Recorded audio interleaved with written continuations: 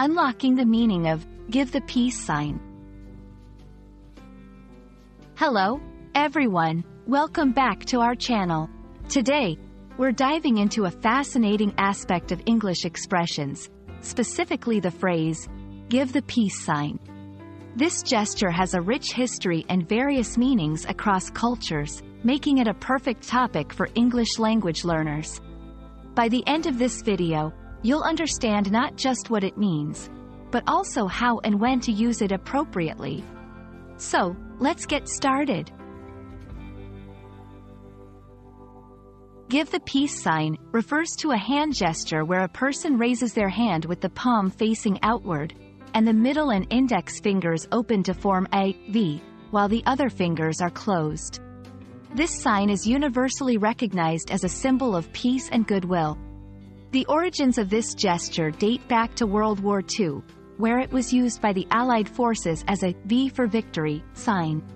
However, in the 1960s, it was adopted by the peace movement to symbolize peace and non-violence, especially in protest against the Vietnam War. The peace sign holds different meanings in various cultures, making it a fascinating study. In most Western contexts, it is a positive gesture representing peace and friendship. However, it's essential to note that the orientation of the hand matters. When the palm is facing the signer, in some cultures, it can be considered an offensive gesture. Moreover, the peace sign has been adopted globally in various protests and movements, symbolizing unity, hope, and the desire for peace. It has also found its way into popular culture, becoming a common gesture in photos, art, and media as a representation of joy and positivity.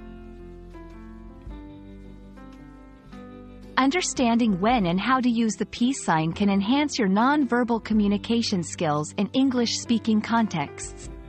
It's typically used in informal settings, such as among friends, in casual photographs, or in social gatherings to express joy, peace, or solidarity. However, it's crucial to be aware of the audience and the cultural context to avoid misunderstandings. The peace sign is more than just a gesture. It's a powerful symbol of peace, history, and culture. We hope this video has shed light on its significance and how you can use it effectively in your communication. Remember, the beauty of language learning lies in understanding not just words, but the cultural nuances that come with them. Thank you for watching, and we hope you found this video helpful. Don't forget to practice, and see you in our next lesson.